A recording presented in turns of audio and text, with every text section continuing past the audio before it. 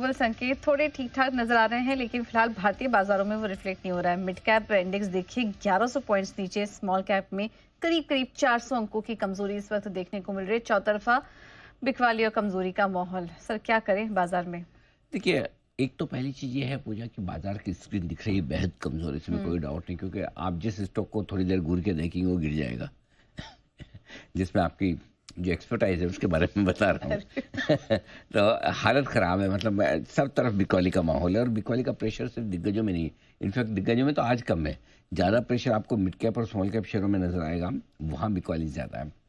सबसे बड़ी समस्या इस बाजार की क्या है? शुरुआत का आधा घंटा छोड़ दीजिए, पौन घंटा, घंटा छोड़ दीजिए, उसके बाद बाजार जिस तरह से घटा है और किसी भी लेवल से बाजार रिकवर होता नहीं दिखा है। कोई एक लेवल ऐसा नहीं जहाँ से 7500 पॉइंट की रिकवरी निफ्टी को देखने को मिली हो। ये बड़ी समस्या है बाजार की।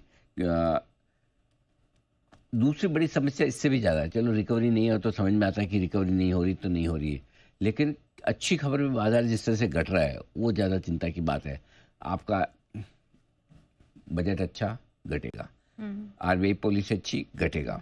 दिल्ली के इलेक्शन अच्छे, रिजल्ट अच्छे, घटेगा। मतलब अगर कोई अच्छी खबर है तो उस अच्छी खबर में किसी न किसी को तो बेच नहीं है, और वो बेचने के लिए तैयार बैठा है। आओ मैं देता हूँ, किसको चाहिए? All buyers will be satisfied, जिसको जितना लेना है लेके जाए।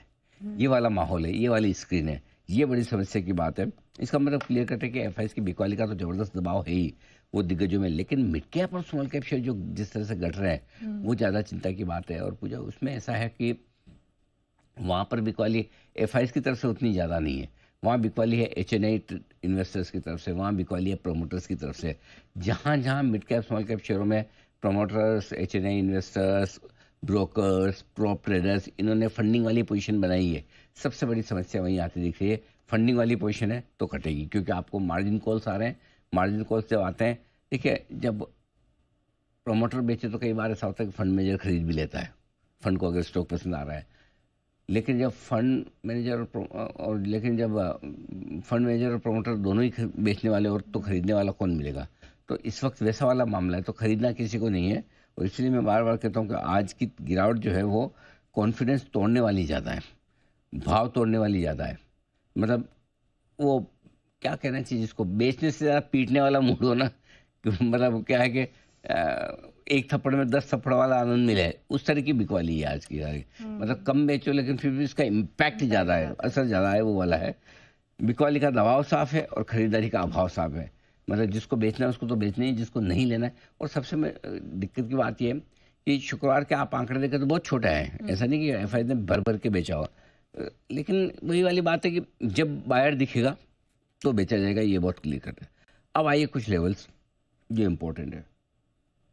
23,300 निफ्टी अगर आज इसके नीचे बंद होता है और 49,500 के नीचे बंद होता है तो कमजोरी और बढ़ेगी। इसके ऊपर बंद होने का मतलब ये नहीं कि आप मजबूत हैं। देखिए आपका क्लोजिंग स्टॉप लॉस तो ऑलरेडी 23,425 के नीचे ट्रिगर, 450 के नीचे ट्रिगर हो ही चुका है, राइट। सो इंट्राडे स्टॉप लॉस ट्रिगर हो चुका है। क्लोजिंग स्टॉप लॉस भी अगर 23,450 के नीचे आप बंद होता है तो ट्रिगर हो ही जाएगा। बैंक निफ्टी का जरूर अभी तक स्टॉप लॉस ट्रिगर नहीं हुआ है। इंट्राडे वाला हो गया है, क्लोजिंग वाला होना बाकी। इंट्राडे वाला 49,850 था, वो हो गया है, लेकिन क्लोजिंग वाला देखते हैं उसके नीचे बंद होता है नहीं। लेकिन कुल मिला के है कि मज़ा नहीं है बाजार में, और एफआईएस की बिकवाली कम होने पे भी आप ज़्यादा एंजॉय नहीं कर सकते, क्योंकि एक आध दिन कम करनी होती है, मार्केट थोड़ा ऊपर आता है, वॉल्यूम थोड़ा बढ़ता है, फिर से सप्लाई आ जाती है, वो वाली दिक्कत है। सो मुश्किल मामला है बड़ा। सर एक सवाल और है मेरा कि ऐसे में ग्लोबल संकेतों को थोड़ा देखना चाहिए, क्योंकि अभी फिलहाल थोड़े पॉजिटिव साइंस तो मिल रहे हैं यूएस फ्यूचर्स से। बिल्कुल नहीं देखें सर, मत देखो नहीं मैं नहीं, उसका रीजन है, एक्सपर्टीज ही आपने अलग कर दी। नहीं ऐसा नहीं कि आपके घूरने से गिर जाएगा, वैसा नहीं है। क्यों नहीं देखना वो बताता हूँ। हाँ। मुझे बताओ, पिछले इतने दिनों के मैंने बताया कौन से एक अच्छी खबर पे मार्केट चले। नहीं, बजट ऐसा खराब नहीं था, वो नहीं चला। पॉलिसी खराब नहीं थी, ठीक ही थी, अच्छी थी, बजट भी मोरलेस अच्छा ही था। दिल्ली इलेक्शन के नतीजे इससे ज़्यादा बढ़िया क्या आएंगे? सही बात है, ठीक है। उसके बावजूद हर इवेंट पे बेचा गया है। इसका मतलब जब तक एफआईएस नहीं रुकेंगे और जब तक जो panic mid cap small cap शेयरों में फंड्स की तरफ से है या प्रोमोटर्स की तरफ से या एचएनआई इन्वेस्टर्स की तरफ से, ब्रोकर्स की तरफ से, वो जब तक नहीं निपटेगा। और उसका रीजन एक ही है, करेंसी। आज भी रुपया लाइफ लो पर पहुंचा है। जी। ठीक है, थोड़ा एक रिकवरी यही करनी थी। मैं 30-40 पैसे की मैंने देखी थी रिकवरी बनते हुए। शायद आरबीआई का इंटरवेंशन आया होगा थोड़ा, तो 47 87 96 तक पहुंच कर वहां से थोड़ा बेहतर हुआ है। उससे क्या फर्क पड़ता है? मतलब आप बॉल को 10 माले से गिराओगे तो 1 माला 2 माला तो ऊपर आएगी ना, थोड़ी तो बाउंस करेगी। ये वैसा वाला मामला है। इसलिए जो आप कह रहे हैं कि ग्लोबल देखिएगा 100 पॉइंट ऊपर है डाउ फ्यूचर्स। यूरोप तो खैर हम देखते भी नहीं। यूरोप से तो आजकल हमारा भाईचारा ही छूट गया, न यारी दोस्ती रही ना भाईचारा। ठीक है, सो हम ना उनके साथ बढ़ते ना उनके साथ करते, वी इग्नोर देम। आप मुझे बताओ लास्ट टाइम कब हमने शंघाई और एचएसबी और हांगकांग की बात की थी, हैंगसेंग की? भूल गए। थोड़ा बहुत कभी कभार देख लेते तो निक्के को, उससे भी हम बढ़ते करते नहीं है। खाली एक मूड माहौल जानने के लिए सुबह सुबह हेडलाइन में कुछ तो चाहिए कि एशिया में क्या हो रहा है। एक्चुअली पूरा खेल जो है वो या तो डाउ वगैरह का है या फिर आपके एफआईएस की सेलिंग का है। सो आई थिंक जब तक एफआईएस की सेलिंग नहीं रुकती तब तक मामला गड़बड़ी है। बिल्कुल। इंडेक्स हो क्या रहा है, क्या चल रहा है सर, और क्या किया जाए ऐसे माहौल में? अनिल जी, फ्राइडे को आप नहीं थे, पूजा थी, तो मेरी आज की कमेंट्री भी आई थिंक 70% तो सेम रहेगी। बट इसमें अनिल जी जो मिड कैप्स की बात की, इसमें आपने 2-3 दिन पहले, मुझे डे याद नहीं है, लेकिन एक दिन आप थोड़े से, आप भी मतलब जैसे मैं कभी कभी वो होता है ना, फ्रस्ट्रेट हो जाता हूँ या गुस्से में होता हूँ थोड़ा सा, आपको जैसे कहते हैं, जब आप कह रहे थे कि सब ऊपर में, जब पब्लिक का भी क्या कसूर, जब एनएफओज आए और सारे मिड कैप स्मॉल कैप और सब जो जिस तरह से पैसे इकट्ठे हुए, फंड मैनेजर्स ने लिए, अब कोई बेचने नहीं आएगा, कोई लेने नहीं आएगा, बेच सकते नहीं है, 30% नीचे लेने आएंगे नहीं। तो अनिल जी मतलब वो मुझे बहुत अच्छी वो दिल को बात अनिल जी बड़ी पसंद आई थी, क्योंकि अनिल जी सबके सब ये मतलब कहीं ना कहीं रिस्पॉन्सिबल हैं। ये हर तेजी में जब मैं बोलता हूँ, जब भी ये सेक्टोरल फंड, थीमेटिक थीम्स, ये जब थीमेटिकल चीजें आती है ना, तो एक बहुत बड़ा साइन होता है बुल मार्केट में पर्टिकुलरली। अगेन अनिल जी, मेरी प्रेजेंटेशन मैं आपको कभी ना कभी तो कन्विंस करके Anil ji perils of bull market का एक शो करूंगा। आप माने ना माने, बट मैं करवा लूंगा किसी तरह से। भेजो जो नहीं, पेरिल्स ऑफ बुल मार्केट होता है ना, जब भी ये अरे शो तो आप बोलो, कभी भी कर लेंगे शो में। आप अनिल जी भेजो, प्रेजेंटेशन तो भेजो एक बार। हाँ, तो अनिल जी देखिए, आप जो बात कह रहे हैं बिल्कुल सही है। Rate cut is behind us, सारे trigger, election is behind us, budget is behind us, सारे अच्छे ट्रिगर्स के बाद ये मार्केट आपने कहा ना गिरेगा गिरेगा, गिरी रहा है। खुदा ना खास्ता अनिल जी कोई अगर नेगेटिव न्यूज आ जाए तो इसमें क्या होगा। अब अनिल जी एक और बात चल रही है। अच्छा, उससे पहले अनिल जी, मैं जो 70% कॉमन है मैं आपसे भी शेयर करता हूँ। अनिल जी देखिए, हम ना कई बार कहते हैं, आप भी अभी अभी मुझसे अगर आप पूछे कि अभी शॉर्ट करना है तो आंसर है ना। 23,000 टूट सकता है, आंसर है हाँ। अगर यहाँ से 200 पॉइंट और घटे तो लेना है, आंसर है हाँ। लेकिन अनिल जी इस सब में ना कि अगर बॉटम बन रहा है या बॉटम फॉर्मेशन है, या हो सकता है आज से 6 महीने बाद हम बात करेंगे 23,000 अच्छा बॉटम था, उसके लिए अनिल जी सिर्फ बेबी स्टेप्स लेने हैं। मैं अभी भी, मैंने अनिल जी ट्वीट भी डाला, मैं अभी भी कह रहा हूँ, ये बहुत छोटी इस वक्त रेंज बन चुकी है अनिल जी। और ऐसा हो सकता है क्योंकि 4 महीने निकल गए या 5 महीने निकल गए तो बड़ी टाइम करेक्शन नहीं है। हो सकता है अनिल जी 23,000 और 24,525 ये ऊपर में 1500-1700 पॉइंट में हम अगले 4-5 महीने ऐसे ही बात करते रहेंगे, रोज मिलते रहेंगे, हर हफ्ते बात करते रहेंगे, कभी 200 पॉइंट नीचे, इसी रेंज में मार्केट रहेगी और कहीं नहीं जाएगी। ये करेक्शन, टाइम करेक्शन अभी और भी लंबा हो सकता है। उसका अनिल जी एक और रीजन आपको बताता हूं। हम ना बार बार ये बात करते हैं कि पहले वैल्यूएशन बहुत हाई थी या अनाप शनाप थी, राइट? अब वैल्यूएशन कम हो गई है। अनिल जी कम हो गई है तो क्या मतलब, क्या डिस्काउंटेड हो गई है? Answer is no.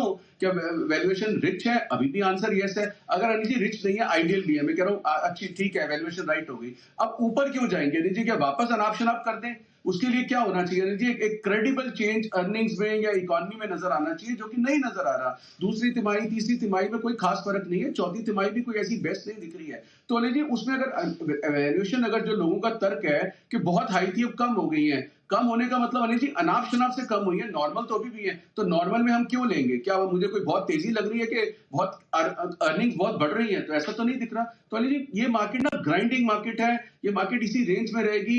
Anil ji मैं 275 में किसी को अगर बोल दूं बेल ले ले और 285-90 में वो नहीं बेचेगा, तो अनिल जी वो वापस 4 बार 275 और 5वीं बार उसको 260 भी दिख जाएगा। कोई भी स्टॉक अनिल जी मेरे हिसाब से कहीं भाग नहीं रहा। वो जमाने चले गए जब मोदी जी यूएस जाते थे तो डिफेंस का डी भी बोलते थे तो स्टॉक सर्किट लगते थे, या अगर पीएसयू का पी भी बोलते थे तो स्टॉक भाग जाते थे। That is behind us Anil ji, that is the baggage we have to unlearn, we have to come out of that past syndromes, तभी हम आगे अपने अनिल जी बेबी स्टेप्स ले पाएंगे। अब वही बैक टू बेसिक्स, छोटी मोटी ट्रेडिंग करनी पड़ेगी। अभी आप बोलेंगे अनिल जी क्या मैं, अगर आप मुझसे राइट नाउ पूछेंगे मैं निफ्टी का इस लेवल पे बियर स्प्रेड दूंगा या बुल स्प्रेड दूंगा, तो मेरा आंसर होगा अनिल जी मैं बुल स्प्रेड दूंगा, लेकिन इसका मतलब मैं तेजी में हूं नहीं, इसका मतलब बहुत बड़ी तेजी है नहीं। एक रेंज में अनिल जी मार्केट है, हमको थोड़े बहुत बीच में से पैसे बनाने हैं। अब वो जमाने चले गए अनिल जी कि बॉटम फॉर्मेशन का मतलब ये नहीं है कि हम वापस 26,000 की तरफ भाग रहे हैं। 23 से 23.5 हो जाएंगे, 23.5 से 24 हो जाएंगे, फिर 23.5 आ जाएंगे। इसमें आपको ट्रेडिंग अपॉर्चुनिटीज ढूंढनी पड़ेगी। अगर आप यू विल कीप डाउटिंग, या तो अनिल जी देखिए एक और बड़ा सिग्नल होगा कि कोई आपसे पूछे या मुझसे पूछे, आपके जवाब डिफर कर सकते हैं। मेरे से पूछे कि क्या आशु सबसे बड़ा सिग्नल होगा कि मार्केट अब बॉटम फॉर्मेशन के बाद अच्छी तेजी में, तो अनिल जी मैं ज्यादा नहीं बोलूंगा। मैं कह रहा हूं अगर ऑन ए स्केल ऑफ 100 और ऑन ए स्केल ऑफ 10 अगर 25% भी आपके पुराने स्टॉक्स एग्जिट मिलता है ना, सिर्फ 25%, 100 नहीं बोल रहा हूं Anil ji, 25%, that will be a very credible and strong sign कि हाँ अब हम यू शेप रिकवरी की तरफ बढ़ रहे हैं और अब हमारे को एग्जिट मिलेगा। अनिल जी अभी कोई एग्जिट ही नहीं मिल रहा। आप एक चीज बोले, हम ऐसे तर्क वितर्क के लिए बोले 22,800 से 23 आउट 800 1000 पॉइंट की रिकवरी आई, बिल्कुल आई। उस 1000 पॉइंट में अनिल जी एक क्लाइंट मुझे खुश नहीं दिखा, और राइटफुली कुछ नहीं दिखा, क्योंकि किसी का स्टॉक नहीं बढ़ा अनिल जी। ये है कि हाँ बहुत खराब से कि हम कुएं के अंदर से थोड़ा निकल के गड्ढे की तरफ एक मतलब दिखने लग गया कि हाँ कुएं में कहां तक गए थे, थोड़े ऊपर आ गए। तो अनिल जी आंसर इज कि कई बार उससे कि थंब रूल क्या है आपका, whenever you see 25% of your portfolio coming into green in the past 6 months वाला या 1 ईयर वाला, that will be the first credible sign. तो मैं अनिल जी कभी कभी होता है ना क्या करेंगे कहां करेंगे, तो उसका आंसर तो आशु जी आप ये कह रहे हैं साल भर ऐसा होगा नहीं, 25% पोर्टफोलियो आने में तो साल भर लग गया, तो मुझे अगले 4 महीने लग सकता है अनिल जी, 4-5 महीने तो बिल्कुल हम ऐसी बात करते हुए रह सकते हैं। We miss the grinding market Anil ji. देखिए 1000 पॉइंट बढ़ने में भी स्टॉक्स नहीं बढ़े हैं। ओके चलिए, तो अनिल जी और 4-5 महीने में ऐसी बात करते रह सकते हैं, ऐसा हो सकता है बिल्कुल। थोड़ा वक्त लगेगा, नो डाउट इसमें कोई और स्पेशली कैश के स्टॉक्स तो जिस तरह से और ज्यादा पिट रहे। आइए